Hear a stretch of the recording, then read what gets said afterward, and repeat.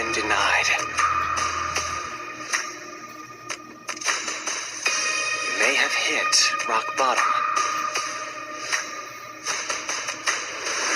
You may have been craving for the lights.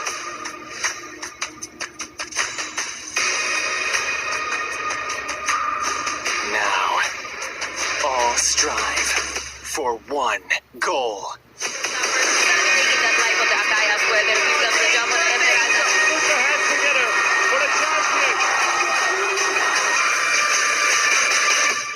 Do you have what it takes to be a champion worthy of the highest glory? Good morning, ladies and gentlemen. Welcome to the Mobile Legends Bang Bang World Championship 2019. This is day 2, Group B. We're about to get ready for the second best of 3. I'm Husky, and I'm joined by the one and only Contra. And of course, this has been some epic day. We're starting off with a bang here, and we're looking at Burmese Gold, who just secured a great victory against the hometown favorites, Axis Esports of Malaysia, and of course, the winners of the MPL Myanmar has managed to clinch such a convincing run, and now we're looking at Axis Esports going against Team Gosu. So perhaps Axis Esports is still finding their grasp in towards the day, and of course, now that they're facing the American Dragon Striker Team Gosu, what do you feel about this sort of matchup as we slowly talk about these two teams here? Of course, Malaysia versus the USA. I feel like for Axis Esports, they felt discombobulated. They were not in sync. It felt like it was all over the place. The Goose had a great feast, but if you're Axis Esports right now, you have to be wondering what went wrong in that first series. It was quick, it was decisive, it was just surgical dispatchment by the Burmese Goose.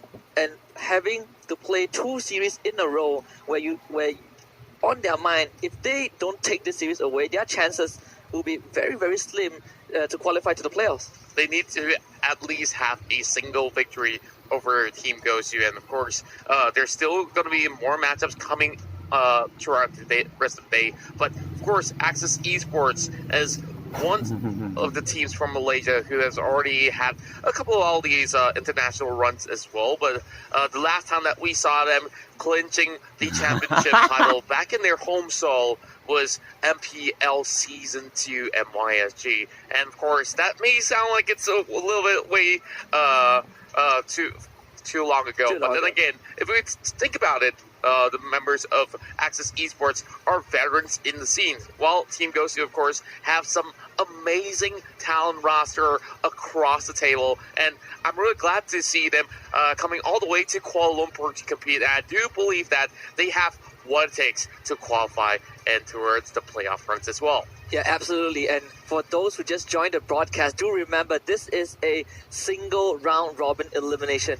Group B is going to end today, and each day we will have 2 teams we've been goodbye. Yesterday we unfortunately had to say goodbye to Impunity KH and Evos SG. Today 2 other teams will join those 2 in the eliminated pool. And of course, for Axis Esports, their tournament lives hang in the balance temporarily until the end of this series against Team Gosu. That's right, and this is just the nature of every battle. Speaking of battle there, catch every battle, stream like cray, get unlimited data for all apps with Killer Unlimited GX30, only with you mobile. Of course, now back to the game. Axis Esports here, 2-0 deficit that they just had. Of course, morales are running pretty low, but for Team Gosu, they have been really eager to even get themselves in towards the first game. Speaking of the first game here, we'll jump right in towards the draft, and of course, Axis Esports will now be on the blue side and Gosu on red. And the nature of Group B, I think the general consensus, at least between us, is Group B is probably the most neutral group of all, because all these teams seem like they have what it takes to make it through to the playoffs. We've seen Axis Esports, they got surprised by your jawhead hit, by the mini-star pit coming in from the Burmese Goose. The US team, Team Gosu, might bring out the same kind of surprises that Axis Esports does not seem ready to face in the first series. That's the beauty when you pit some of the best in the world against each other. Different metas will come into play, and I just love how the Burmese Goals brought in Jahid, which we haven't seen in the meta for the longest of time, at least in Southeast Asia. And now we're looking at Kufra as well as Halas consistently getting axed away from day one, and we're seeing a little bit of that trend hitting into day two as well. Same goes to that export ban. So one more ban over on the hands of Team Gosu. Yeah, I think if you are Gosu or Axis Esports, you have to keep an eye on this export. Burmese Ghoul, they gave the export away in the previous series, and they were able to smash that particular hero hard as they could, and that is a sign that teams are starting to find ways, starting to find cracks in what seems like an impenetrable hero that is on the S tier list right now. And speaking of that, Grok got through again. We've seen Grok yesterday. First three series, Grok constantly banned out, but suddenly VFM, RRQ started to find ways to deal with this tank, and now other teams are picking up. Guess what? We'll let Grok through. We have other priorities to focus on, and that is what is happening right now. That's right. There's always that trump card that you really want to get by. And now we're looking at two solid picks for the side of Team Gosu here, with Esmeralda as well as Takaja. Then one fun fact is that one of the members of Notorious Villains are currently coaching for Team Gosu as well. So you see them, of course, getting that sort of a amplification in terms of drafting. Well, I'm really hoping that they do get the best out of this. Now, Axis Esports here will pick up their signature Lunox for the side of Rin, and I'm really hoping to see Axis pull off some of their signature picks coming into play, such as the Helkert. But you know, Helkert, you don't really have to pick it in the first phase, and that will definitely reveal the whole strategy going in towards this entire run. But of course, Masha seems to be a pretty consistent pick that has been picked up by most of these teams, and we've seen so many Mashas going with those annoying split pushes, and it's so hard to even take her down. Yeah, but Burmese Ghouls proved that Marsha was not an issue. At least if Axis Esports pick her up. Last year has been playing Marsha in 2 games. It did not work out at all. Hopefully 3 times a charm. Rin as well, like you mentioned, the signature Lunox, he has been putting so much effort, and it would be a shame for Team Gosu to just find another loophole to get by this power pick that Axis Esports relies so much on. And with the Lolita pick, maybe it is Team Gosu's answer to what Axis Esports is trying to do. Yes, I'm really liking the early pick for Lolita. We've seen so many of that phase 2 pick or ban heading in towards Lolita, so why not force that one out before even getting into its phase number 2, as we are already seeing Kimi getting taken out. Well, I'm not really all too huge a fan with this Kimi ban right here, because there's still so many other A-list marksmen still on the table. We got the Granger, we got the Claude, who still comes by every now and then, and of course, Gosu here could even opt to actually take down one more fighter. Well, not really exactly a fighter, just to correct myself right there. Maybe if they really want to ban, the Valor might be a good choice as well, because for the side of Axis Esports, they are still looking for a little bit more of that firepower. Yeah, and Axis Esports, I believe they also did pick the carry in the previous game. Granger is still on the table, like you mentioned, and if you are Team Gosu, I was about to bring out the Archive. Archive was a pick that, while we were watching the previous series, we were hoping that Axis Esports will pick that up in game number 1, where they only had this Lolita as that front line. Team Gosu, they're going to deny this double tank because the rest of the priority tanks, Hylos and Kufra, have been taken out as well. So smart move from Team Gosu. But I also want to point out, Team Gosu, during their qualifiers towards M1, they have some interesting picks when during the Shanghai qualifiers, where they have Estes, a hero that we just don't see almost anywhere. But today they're gonna go with the textbook play, and carry will be their choice. I do like the answers coming from the side of Team Gosu right here. They needed something that's really reliable to spread out some of these tanks, and what better way then to pick up the carry? All you have to do is get the Demon Hunter Sword, and you will get a little bit more of that power spike, or even the Golden Staff as well. But Franco is something that we haven't really seen all too much of inside of the M1, but in the MPL M1SG, this is one popular pick heading in towards that playoff round. So Axis Esports is taking double or nothing and now they're Your locking in the team Franco is right picking. here and hoping to connect those hoops. Yeah, and this is the all-in. I could say the all-in for Axis Esports. On paper, it seems like it's going to work out pretty well, and it is. The theory crafting for Axis Esports does seem more robust compared to the first series. Team Gosu right now, if you're looking at this Franco, you kind of know that Kaja might not find an easy way to just go and flicker Divine Judgment because of the presence of this Franco. So he has a big task if you are the Malaysian team. But Team Gosu, the Tamus is a really obvious choice. We've seen Leon Ward being picked out only by VFM yesterday as a stable, neutral fighter. But the general consensus is Tamus is still the more popular pick. Well, I definitely will agree with that. The Lavador has been really consistent, and the win ratios are pretty good as well, as we are looking at the stats of Tavis. And for Axis Esports right here, of course, great pickoff potential in the early bouts, but heading in towards the late game here, I'm looking at Gosu, and I'm liking how secure the mid and late game is for the North American team. Now, of course, Team Gosu here, being here in the M1, they're looking to prove a statement. Same goes to Axis Esports. So now we're heading in towards our very first game between these two talents. Of course, love the flags as well, pretty much similar in colors in that sort of sense. But for Axis Esports here, they really got to pick themselves up. I felt like that 2-0 sweep that just happened against Burmese Goals, it was a little bit of that sort of a passiveness coming from the Axis Esports side, which I felt was not really that sort of a signature play style that they were in. So perhaps they should be pretty much well relaxed to be confident to play their own game. Yeah, and the skills will kind of tip as well. Malaysia, the locals would mostly agree that Axis Esports, just like most of the Malaysian teams, are the aggressors. They like to play aggressively, but we've seen Game 1 slightly greedy against Burmese Goals with the single tank 2 fighter. Didn't work out. Game 2, same as well. But the game is ready though, so we'll see if Axis Esports can turn this around and flip the script and take on Team Gosu in the second series. Gosu, the American Dragons here are slowly marching in towards the lanes. And of course, get yourself that M1 ticket. There's a little bit of that promo code that you can copy down if you have not.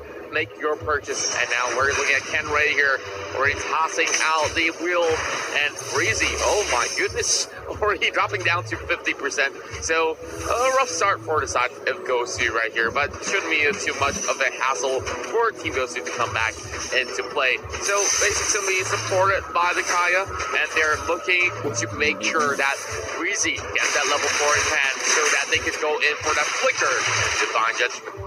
Yeah, and Team Gosu right now is going to go for the standard, and I like the early invade coming in from the USA team. And Evo is the only one who tries to go for protection on that buff, and they actually took it away. So managing to slow down the tempo from Team Gosu is a good start for Axis Esports. That's definitely a huge signal for the side of Axis to actually mark for it as well. Axis Esports will also try to take down this rook cap without any sort of contest at all. So we're looking at all these other members all over the top side here, crushing over the side of Lasted as well. So Lasted here will just have to hold on for dear life for the time being. But Ken Ray shouldn't be too much of that sort of problem for him to actually hug by the corners of the tower of the bot lane. Yeah, and Axis Esports taking a page out of what Burmese Ghouls did in the first series against them. In under a minute and a half, Burmese Ghouls were able to take that top tier 1, rendering this Marsha ineffective. And right now what Axis Esports trying to do is to take that bottom tier 1, but now Team Gosu, they're going to jump the gun right now. Lasted does not have that level 4. General, though, pumping the damage with the wheel, not able to get the kill off.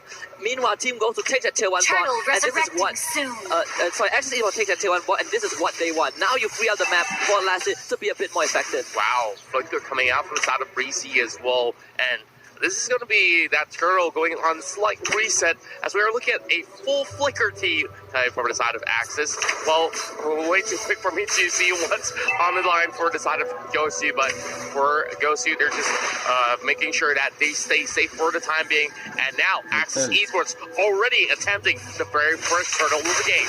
Definitely a very more composed recovery. They were not letting game one, series one, get to them. So Team Gosu, they're gonna lose that turtle. The fact that they were not able to steal the buff early on, they lost the turtle, they lost the tier 1 bot. Access Esports, with that slight economy advantage, can look to push this. And you can see 4 members from the Malaysian team, they are already congregating on the top side of the map. They want to take the top tier 1 just so this Masha can actually function. And now they will go in with the ultimate onto Paulo. Great wild shot. Paulo is blocked by the wall, so they will get the first blood, and that will go over to Axis Esports. What a great setup.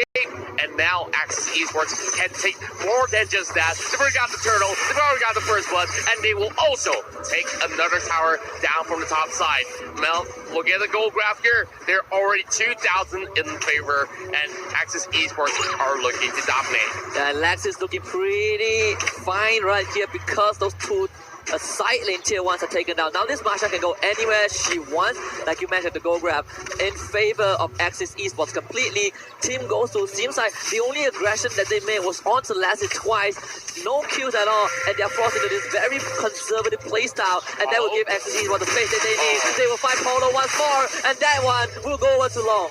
We can see Scott to suppress him right there, and he could not even move a muscle. Now Gosu here already dropping another member. Of course, this is still pretty much early into the game. 4 minutes in, and we're seeing Axis having a great control inside the jungle, and you see there's so much of that pressure going on, and Team Gosu does not really have any sort of response for the time being, and there goes one more tower on the top side. Team Gosu a bit too passive. They're not responding to the sieges from Axis Esports. They are still leaving their side laner, the Tamers, to farm in the bottom lane. Sure, you get their resources, but the rest of the map is jeopardized by Axis Esports, and not really sure what they're going to do now because the carry seems like it's not able to find the effectiveness that they need. As you mentioned, that carry does go down, but Basic comes in. He wants that revenge. Polo as well with the chance, going to jump right. He gets a stun onto Scott. Longwood they go away. Breezy gets ambushed and gets taken down by Vin, and this is what you want to see from Axis Esports. The recovery. Polo with a minute blast, but cancels by Scott. He hooks him away, and that will give Ranger the killing spree.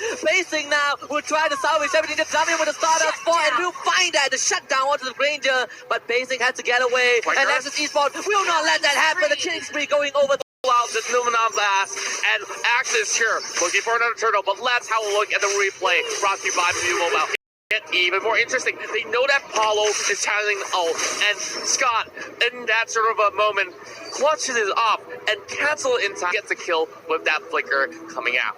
Yeah, and even with the falling Star Moon, Esmeralda got the shutdown, but was not able to get out, so getting ganged on, but he is at ground. Guess what? Paulo Akinre is caught out again, and it will be this one going over to Evil. Well, Evil X, of course, already took a lot of that damage, but it was Kenray who fall in that sort of a slight skirmish. But looking at Gosu members, they're slowly getting themselves back on track. So a little bit late though. 6,000 gold still in favor of Axis, and that's going to be the buff being pulled over. And Paulo right now is getting that all challenge performance out of Scott, but no follow-up whatsoever from Axis. And Rin is coming online on his signature Lunox 3-0-2 long as well. 3-1 and 2, the 2 calls from Axis Esports are on a roll, and Team Gosu feels like they are really desperately trying to make something happen. The only kill that they got was Basic onto their shutdown on the Ranger, but now another 5 Polo immediately caught out.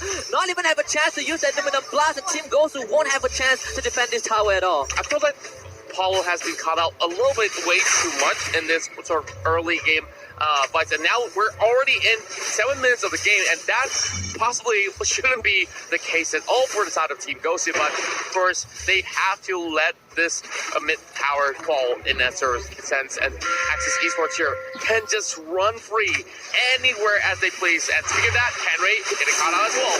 Yeah, no way out for Kenray. Another kill going over to the core of Axis Esports. Long now, 5-1 and 2. This Ranger is absolutely massive. Blade of Dispatch available. They're gonna get the suppress on the Basic, but Team Gosu now, they have the backup. But keep your eyes on Rin. This Lunox is really scary. He's still left alone. Basic is in, but the brilliance from Lunox will keep her invulnerable for now. 1-2 goes over to Paulo, but it seems like Lassie will find Paulo in return. General now isolated from the rest of his team, and it seems like Axis Esports will find a win. 1, 2, 3 are down. Ranger on the killing spree, and Axis Esports under 8 minutes will crack the pace of Team Gosu. That was technically a team wipe before Kenray even came GG back up ปังมาก online. Now, heading back into his ad play, Basic was trying to focus everything upon all these members of Axis, but Flicker coming out from the side of Scott to bait Paulo on towards the other corner instead.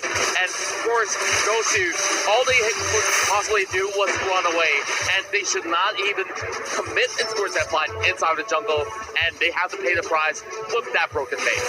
The Malaysian Tigers have seemed to awaken after Series 1. Team Gosu Paulo, we talked about how he got caught up multiple times, and in all these scenarios, this Loliga just feels like the lane down. Not even 10 minutes in, the Lord will be spawning. Looking for their very first win. Well, of course, it's so convenient that Team Gosu also has the dragon logo with them, so crossing Tigers with the dragon. Well, of course, jokes aside, now back into the game.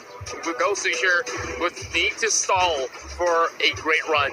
And General here not really having the best of weaponry to actually hit in towards the next battle, because the tanks from the side of Axis Esports has already emerged with so many of that sort of assists as well as goal, and they've already got all that they need to actually soak all those damage. But Scott here just waiting for any path by. A free reign will be the new Lord, at least for now. Team Gosu, they have to deal with this onslaught of Axis Esports. The threat of Scott is always there, and it seems like Paulo will be the victim for the 6th time in a row. Wow, 6 and no assist at all for the side of Paulo. They did get a kill somewhere between the game, of course, but Team Gosu here, they seem to be having a little bit of that early jitters. Of course, this is, after all, the very first game in the entirety of the tournament, but hoping that Gosu here could make a little bit of that comeback here, as we see Rin here. It's not even dropped a single time. Same goes to Lasset as well as Evil X. And look, on that Granger pick, he has already played a lot of that Granger back in MPL MYSG, and he's known as one of the best out there for the entirety of the season. This power from Axis Esports was missing in the series against Burmese Goose, but against Team Gosu, they are unleashing the full power. The Guardian Barrier just coming onto Paulo, and Paulo now with his Dying Breath will have to hold this door as Team Gosu desperately need to defend against this potential final siege, and Axis Esports, they're just gonna go for the crystal, and they'll bag their first win.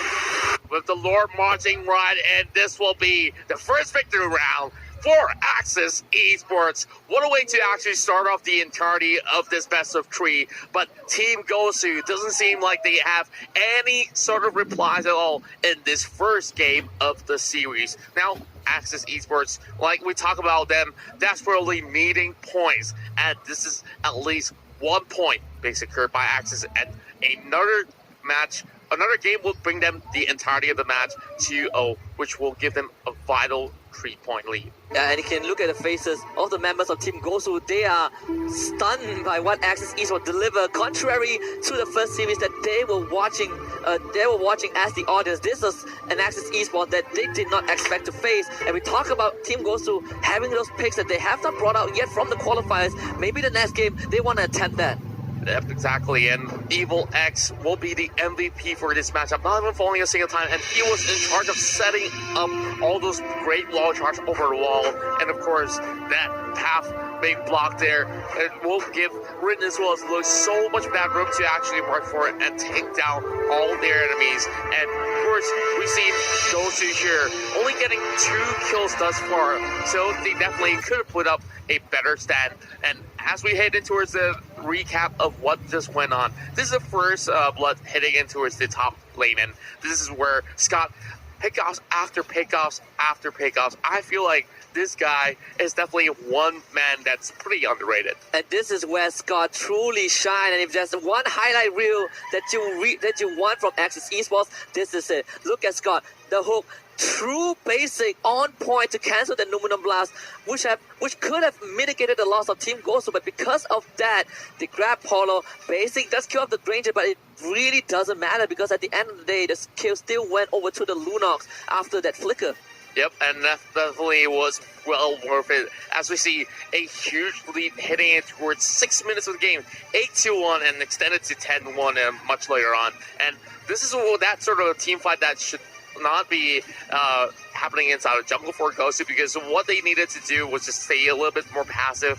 Whether or not the enemies are attempting Lord, the Lord is not even up. So what exactly are they actually doing inside the jungle?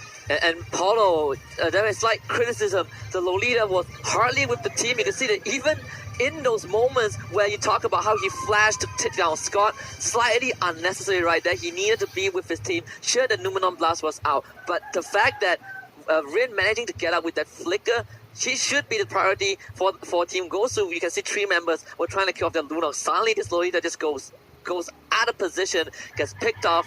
But if you're playing against a Franco, you always have to be careful of that surprise, that factor, the element of surprise. That's right, and that definitely was that game-winning factor. This sort of a pocket pick strategy that Access Esports still have under their sleeve. So, with that being said, will we see another Franco going into Game 2? I think Franco is now a more reliable choice, a more prevalent choice, at least for Access Esports. They have found success in Game 1, and Team Gosu, I don't think they would want to ban out this Franco just because they won it in Game 1. That's right, and there's still so many of that sort of priority bans right out there. Well, of course, the same old Hylos as well as Export, every now and then getting the pick or even ban. So maybe they might still focus on towards that. Or do you feel like Team Gosu is going to change that one up, since Rin as well as Lung was so effective on that Lunox as well as the Granger? Yeah, I feel like the ban should definitely go to the Granger, either the Granger, Lunox, one of them, and you kind of need to start not including Cho in the ban list. Cho has been picked once, I believe, yesterday, did not find success. Lucky was the one playing this hero. If he felt really uncomfortable on it against RRQ, and if your Gosu right now, the Cho is just a pick that you are anticipating slightly a bit too much, but after Game 1, I don't think that is your main concern. Yeah, I definitely would say that it's still pretty relatively safe if we still get that child off the table in that sort of sense. But then again, like you mentioned, there's still so many of all these other sort of threats, and Granger could also be picked up instead of being banned, which I feel like is a better option than axing that one away, because Granger, of course, Death Sonata, having such great range to actually snipe people away, that's definitely one utility that they could actually use in some of these team fights for Team Gosu. And that's sort of a trade-off that we just saw between 2 of these teams. I felt like Team Gosu hasn't really gotten all too much of that sort of elite at all to begin with. So they were just following the tempo of what Access Esports just set up. Yeah, exactly. And if you look at Team Gosu's Game 1 draft, I felt like the Thamus was an okay pick if it was executed properly, which definitely was not the case. But if you want to put a replacement in there, Chang'e can easily replace the carry or the Thamus. You run the lineup without the marksman, the 2 mage 1 fighter, and it will still kind of be okay because you have the presence of that Lolita. Polo, you look at the Granger, you should be thinking to yourself, I need this Guardian's Bulwark to block out the Death Sonata. Never happened. Caught off, went for kills instead of protecting the team. Just all these crucial mistakes that seem really minor, but at the end of the day, Access Esports just took it and ran with it. Yes, and I would definitely say that Game 1, Access Esports does look like the better team, and it's pretty much a straightforward run for them, because a lot of all these members were all scattered, but now we're heading back in towards the draft, and heading into this Game 2 here. We're seeing Kufra, of course, having one of the highest ban rates so far.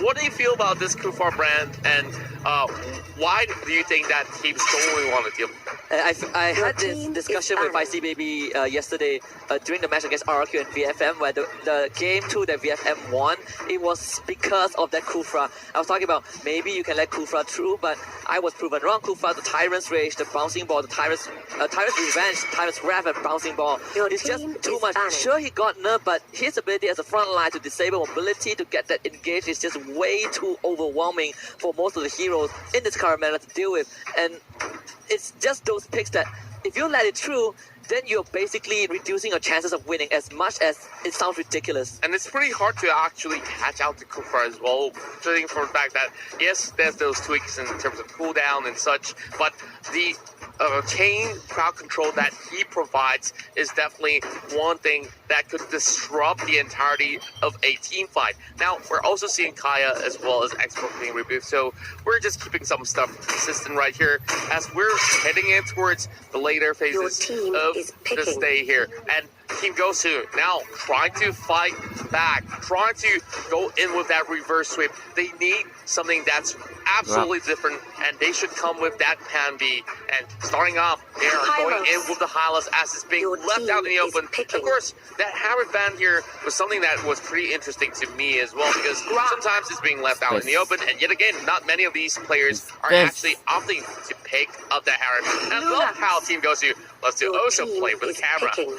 Yeah, and again, it's going to be Lunox and Grok for Axis Esports. They have found their comfort zone, or should I say, Team Gosu gave them their comfort picks. If you look at the previous game, maybe it should be Xbox and Grok being taken out. Then you can safely take the Hylos without having to worry about this front line from Team Axis, who has been causing so much trouble in game number 1. But instead, they let it through. They let the Lunox through as well. Maybe the Xbox and the Grok. Xbox, Lunox, and you let the Grok through.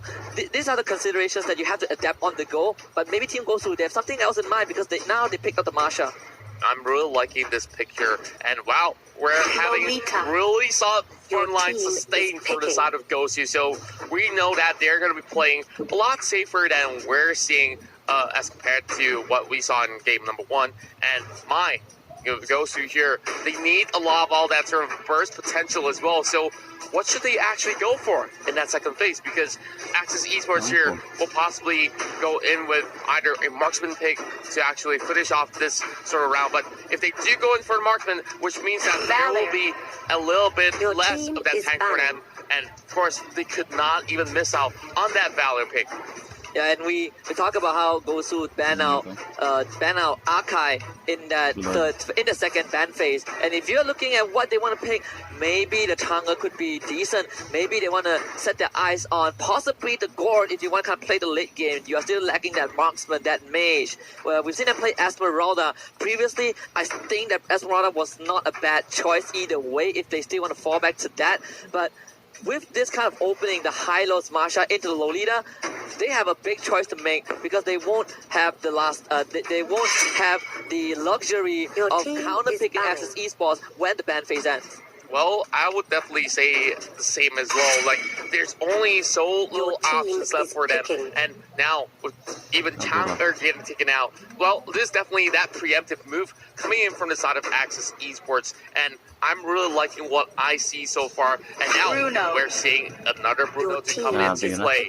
So with this sort of a lineup, we can see great DPS as well as burst coming from the side of Axis. But for Gosu's side, how are they going to respond to this? Yes, they got great tanks. Yes, they can go in for some split push, but they still need a little bit more of that sort of damage output to actually take down Axis if they were ever to commit in towards a full-blown team fight to fend off against Axis. Yeah, and Axis had the same thought as well with that Chang'e ban we talked about. You look at this robust blind now. The only thing missing is probably Chang'e or maybe the Gord. I pointed it out earlier on, and I think this is the clearest choice that Team Gosu could consider. So they're locking the Gord, they're locking the Kimi, marksman Kimi in fact, and this is going to round out possibly the final lineup for this series if Axis Esports were able to find an answer to it.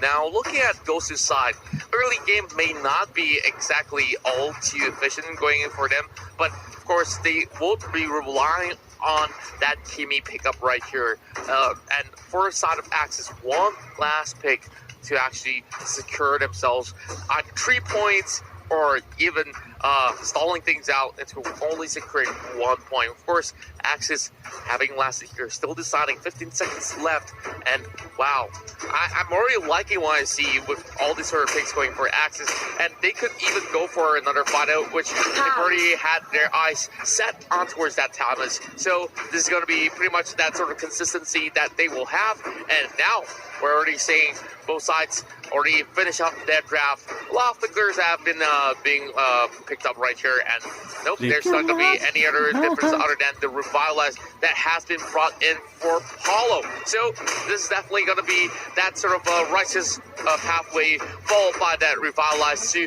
go in with that amplified healing inside of its zone. Absolutely, and Gosu, interesting observation as well is that Paulo is not on the Lolita. He's gonna play the Hylos because Lolita doesn't feel like he was comfortable. So maybe Gosu made some adjustments. Right, you for the Lolita. We'll give you the Hylos. Maybe this is where Team Gosu, like most of the teams out there, they needed time to warm up. Maybe this is the game that they can take it back. The Golden Kimi was kind of expected, and the Tamus as well. In response to Masha, most of the time we've seen Masha Tamus, but statistically, Masha has a slightly higher win rate, at least throughout the day one. So we'll see if Access Esports can turn it around with this Tamus pick. Well, I would also say that from the other side as well, Gosu is also trying to bump that one up as well in terms of statistics. But, well, I do like the fact that they actually swap out Paulo's Lolita and towards that Hylos pickup right there, because Hylos have so much more mobility as compared to Lolita. Once Lolita commits to any sort of fight at all, she could not even escape. And that was that sort of situation that Paulo was stuck at in game number one. Now, having a little bit more leeway here, do you feel like Gosu stand a chance against Access Esports? I definitely would like to believe so. You like the draft of Access. I do like the draft of Gosu as well. Just like game one, it looked robust, but what I'm concerned about, or what I still have doubts about, is probably the execution. But we'll see if Team Gosu can prove me wrong. Game number 2, it is best of 3 against Access Esports. Access Esports now already getting that one victory, so they need one more to tie things up. They've already lost one series against Burmese Gold, and at least that 3 points will definitely be a real huge joy factor for them to actually make a comeback. But Gosu here already proxying the wave, trying to actually chunk it down, not really damaging the side of Lung though, as Scott is coming here for the support as well. Breezy getting stand down, forced to flicker away in this early phase as Jarno as well. Wow, that's definitely going to be causing them a little bit of a commotion as well, hitting it towards the mid phase. Yeah, that is just underestimating the power of this Valier. These Soul's fireballs do slow you in AoE, and he gets one charge every time he lands it, and the accuracy from Scott has been on point. Just like his Franco hook, he's confident with those skill shots, directing them on top of Team Gosu. 2 flickers out. Breezy now does not have it. General does not have the flicker. It's going to be easy for Access Esports to collapse on them if they want to. We're looking at Scott right here, slowly making sure that he zones away some of all these members. Oh, they found him first! My flame. I got no words for that. You overstep, and Basic is ready, but seems like Gosu will lose Kenrei in the bot lane.